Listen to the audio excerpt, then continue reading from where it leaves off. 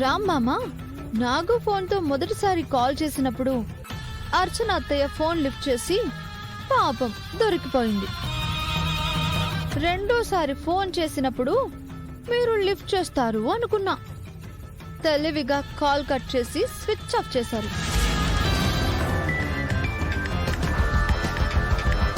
నిజంగా నా టైం బాగుందే. జన దేవుళ్ళ వచ్చి నన్ను కాపాడాడు. అప్పుడు కానీ మీరు ఆ ఫోన్ ఎత్తుంటే ఉండేది నా సామి రంగా చిత్తడైపోయేది. అంత లేదే, నేను నీకు అంత ఈజీగా దొరకను. ఈ రోజు మీ చావు తప్పి కన్ను లొట్టపోయిందక్క. నా కిడ్నాప్ వెనుక అర్చన అత్తయ్య మాత్రమే ఉందని అందరినీ నమ్మించడానికి ఆవిడ్ని కొట్టి బాగా ఓవర్ యాక్షన్ చేసి మీరు తప్పించుకున్నారు. కానీ అంతటితో వదులుతాను అనుకోకండి. ఈ రోజు మిస్ అయిన మిమ్మల్ని త్వరలో ఆధారాలతో సహా పట్టుకుంటాను. మీ నిజ స్వరూపం అందరి ముందు బయట పెడతాను. ఆధారాలుంటే కదా నువ్వు నన్ను పట్టుకోవడానికి. నాగు ఇంకా బతికే ఉన్నాడు కదత్తా. వాడి ఫోన్ దొరికితేనే ఇంత చేశాను. వాడు దొరికితే అప్పుడు మీ సంగతి ఏమవుతుందో ఒక్కసారి ఆలోచించండి. నాకు నాగుకి ఏ సంబంధం లేదు. ఉంది. నా కిడ్నాప్ వెనక ఖచ్చితంగా మీ హస్తం ఉంది. అది నేను ప్రూవ్ చేస్తాను. అలాగే మీ హత్యా ప్రయత్నం వెనక నేను లేనని కూడా ప్రూవ్ చేస్తాను. అన్ని ప్రూవ్ చేసి మళ్ళీ ఈ ఇంటి కోడలుగా అడుగు పెడదాము అనుకుంటున్నావా? అది జరగని పని. ఈ ఇంటి కోడలుగా ఎలాంటి అమ్మాయి రావాలో ఆల్రెడీ నేను డిసైడ్ చేశాను. ఎప్పటికీ నీకు ఈ ఇంట్లో ఎంట్రీ ఉండదు. బయలుదేరు. నాకు నచ్చిన కోడలు ఎంట్రీ ఇస్తుంది.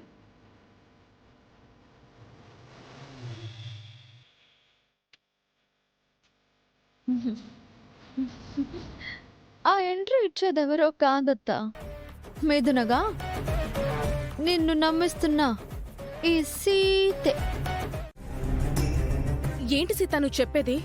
అవును పిన్ని, నాగు ఫోన్ లాక్ ఓపెన్ చేస్తే కాల్ లిస్ట్లో అర్చన అత్తయ్య నంబర్ నుంచి అవుట్ గోయింగ్ ఇన్కమింగ్ కాల్స్ చాలా ఉన్నాయి. అంటే అర్చన గారు నిన్ను కిడ్నాప్ చేయించారా సీత? ఆవిడొక్కరే కాదు, ఇందులో మహాలక్ష్మి అత్తయ్య పాత్ర కూడా ఉంది. మెయిన్ సూత్రధారి ఆవిడే. అర్చన అత్తయ్యను పావులా వాడుకుంది. ఈ విషయం రామ్కి తెలుసా? నేనే రామ్మామకి ఫోన్ చేసి బయటకు పిలిపించి ఈ విషయం చెప్పాను. రామ్మామకు అర్చన అత్తయ్య రెడ్ హ్యాండెడ్గా దొరికిపోయింది. మహాలక్ష్మి అత్తయ్య కూడా దొరికిపోయేదే, కానీ త్రుట్టిలో తప్పించుకుంది. మరి విషయం తెలిసినా కూడా రామ్ వాళ్ళని ఏమీ అనలేదా? ఎందుకనలేదు? అర్చన అత్తయ్యను చడామడా తిట్టారు. ఇంట్లో నుంచి గంటేయబోతే గిరిమామయ్య రామ్మామ కాళ్ళ వెళ్ళ పడ్డంతో మామ క్షమించి వదిలేశారు. అప్పుడు కూడా మహాలక్ష్మి అత్తయ్య చాలా ఓవర్ యాక్షన్ చేసింది. నిందంతా అర్చన అత్తయ్య మీద వేసి తను తప్పించుకుంది. ఇందులో మహాలక్ష్మి పాత్ర కూడా ఉందని నువ్వు రామ్తో చెప్పలేదా సీత? చెప్పాను పిన్ని, కాని ఆధారాలు లేకుండా మామ ఏ విషయం నమ్మడు కదా. ఆ నాగుగాడు దొరికితే మహాలక్ష్మి అత్తయ్యని అల్లాడించొచ్చు. నిన్ను కిడ్నాప్ చేసింది వాడే అని తెలిసిపోయింది కదా.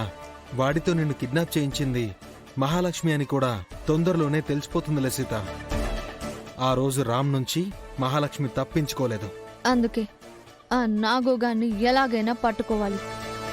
ఈ రోజు జరిగిన ఇంకో మంచి విషయం ఏంటంటే, నన్ను కిడ్నాప్ చేసిన కుట్రలో అర్చన అత్తయ్య ఉందని తెలిసాక రామ్ మామ వాళ్ళకి షేర్స్ ఇవ్వకుండా ఆపేశాడు.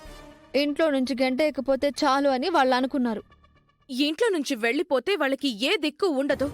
మహాలక్ష్మి కారణంగా జన అన్నయ్య రామ్ మంచితనం వల్ల వాళ్ళు బ్రతికిపోయారు. ఆ రోజు మీ నాన్న ఆ ఇంట్లో వాళ్ళ ఫింగర్ ప్రింట్స్ తీసుకెళ్లాడు కదా సీత. ఆ విషయం ఏమైంది? తెలీదు, నాన్నని అడగాలి. ఇప్పుడే ఫోన్ చేస్తాను.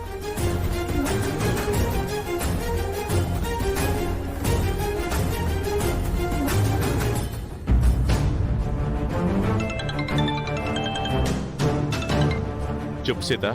ఎక్కడున్నారు నాన్న? మొన్న ఫింగర్ ప్రింట్స్ తీసుకెళ్లారు కదా, ఆ ఇంట్లో ఎవరితోనైనా మ్యాచ్ అయ్యాయా? ఆ రిపోర్ట్స్ అయితే వచ్చాయి గానీ ఎవరితోనూ మ్యాచ్ అవ్వలేదు సీత. అదేంటి నాన్న, ఆ గౌతమ్ వేలి ముద్రలు కూడా మ్యాచ్ అవ్వలేదా? నాకు వాడి మీద డౌట్గా ఉంది. లేదు సీత, ఆ కత్తి మీద ఉన్న ఫింగర్ ప్రింట్స్ అతనివి కాదు. నా అంచనా ప్రకారం ఎవడో బయట నుంచి వచ్చిన వాడే సుమతిని హత్య చేసుంటాడు.